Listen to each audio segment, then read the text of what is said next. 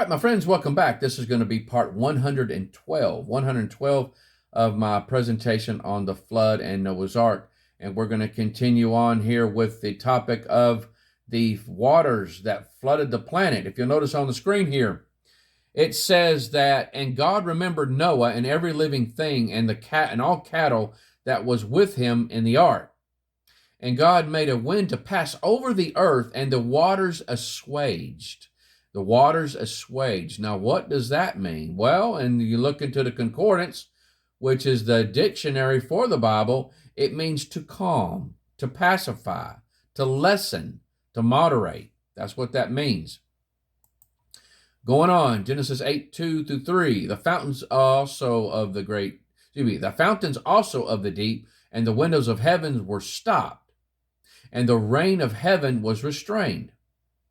And the waters returned from off the earth continually, and at the end of 150 days, the waters were abated. Now, that means to subside. The word abated means to subside or reduce in intensity. And so we're talking about 5 months here. We're talking about 5 months. Now, the water planet. Some people might say, well, there's not enough water on the planet to flood the earth. Are you kidding me? So if we was to do a few little things to the planet right now, it would flood all over again. But 71% of the earth's surface is covered by water. 71%, guys. At present, the oceans are wider than the continents and much deeper than the continents are high. The volume of water on the earth is 10 times greater than the volume of all land above sea level. If all the water, liquid and solid ice, were removed from the planet and the solid material smoothed off to a completely smooth sphere, and then the water replaced, water would cover the earth to a depth of over 3 kilometers, or about 9 to 10,000 feet. 9 to 10,000 feet. And a mile now is 5,280 feet, which is 1 mile. And so you can do your calculations on that. A team of hydrogeologists has calculated that there is enough groundwater trapped in the earth to raise sea levels by 170 feet. Their estimates fit rough calculations made several decades ago. The team from the University of Victoria in Canada said that the top 1.2 miles of the Earth's crust contains about 5,500 million cubic miles of groundwater. And so the crust has an average depth of about 20 miles. 20 miles. In Mars may be incredibly dry and dusty today, but evidence continues to pile up that it was once a very watery world. Now, the Curiosity rover has found signs of an ancient flood of biblical proportions, most likely kicked off by a climate-changing asteroid impact. And so now there's nothing there, guys, now. But even they're saying that it looked like it flooded. It looked like it flooded. But we look at our planet and they say, well, there's not enough water to flood the planet. And so now we looked at how big Antarctica was.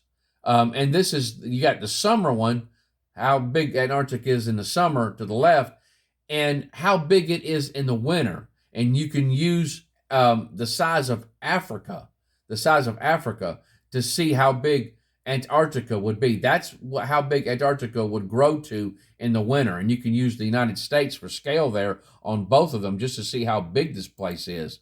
Precipitation falls mainly as snow or ice, with occasional rain in coastal areas. Average yearly accumulations of 2 inches make it one of the world's largest, driest deserts. Yet ice is piled 3 miles deep. Constant low temperatures, high winds, 200 miles per hour, and snowstorms that can last days, even weeks. The lack of moisture discourages all but the hardiest plants, which may be capable of active growth for only a few days. Yes, I did say that right. A few days per year. The essence of Antarctica is glacial ice cover. The ice, which has accumulated over millions of years, of course, this is the National Science Foundation, so you're going to get evolution, is up to 3 miles deep and covers about 5.3 million square miles, or about 97.6% of the continent. This volume of ice amounts to about 6 million cubic miles. If it were returned to the oceans, it would raise global sea levels about 200 feet. 200 feet. Antarctica is composed of two major geologically distinct parts bridged by a vast ice sheet. East Antarctica, the larger of the two, is roughly the size of the United States and is composed of continental crust covered by an ice sheet that averages 1.6 miles in thickness. West Antarctica, the smaller portion, is a mosaic of small blocks of continental crust covered by the West Antarctic ice sheet and an Andean-like mountain chain forming the Antarctic Peninsula. Most of the West Antarctica ice sheet is grounded below sea level, in places over 1.5 miles below sea level. These two ice sheets cover all but about 2.4% of Antarctica's 14 million square kilometers, or 5,405,430 square miles. At its thickest point, the ice sheet is 4,776 meters, which is about 3 miles deep. It averages 2,160 meters, and that's about 1.25 mile thick, making Antarctica the highest continent. This ice is 90% of all the world's ice and 70% of all the world's fresh water. Get that. The West Antarctic ice sheet contains more than 3.2 million cubic kilometers, which is 767,720 cubic miles of ice. Is the last ice sheet on Earth resting in a deep marine basin, and is the most likely player in any future rapid sea level rise.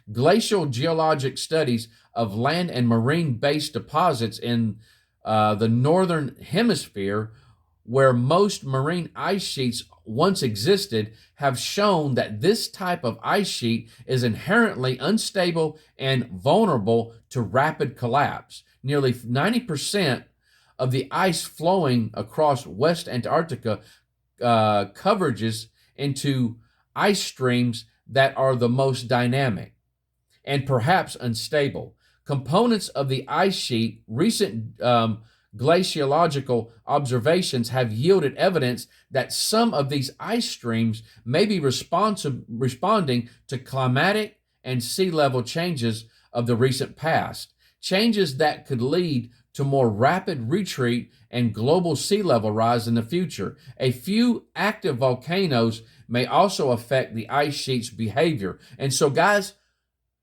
a lot of the water that flooded this planet are at the poles. And Antarctica seems to have a very, very large portion of it. And so, isostatic rebound. Let's talk about isostatic rebound. Isostatic rebound, also called continental rebound, post-glacial rebound, or isostatic adjustment, is the rise of land masses that were depressed by the huge weight of ice sheets during the last ice age. And so what they're saying, for the most part, if you was to get rid of the ice that is in Antarctica, that it would actually, the ground would raise up.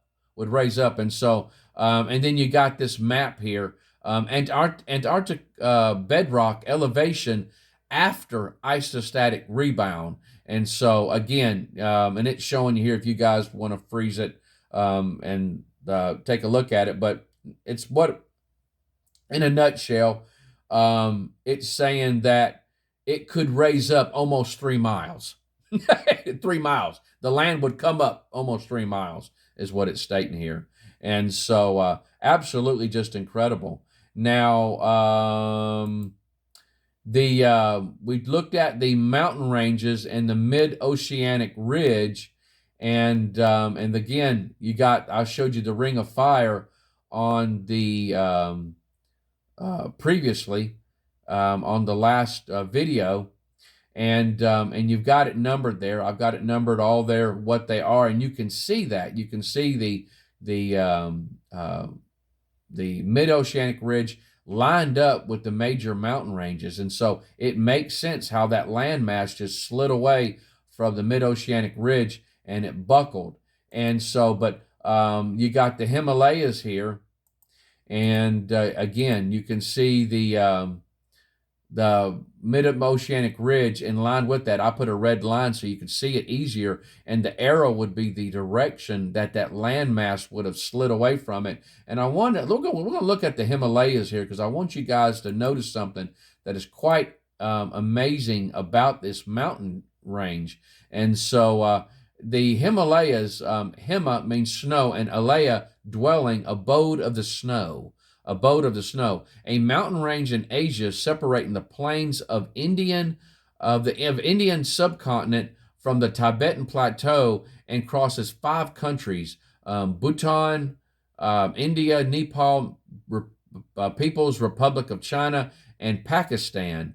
Include over 100 mountains exceeding 23,600 feet, stretching 5,500 miles, including Mount Everest, which is 29,035 feet.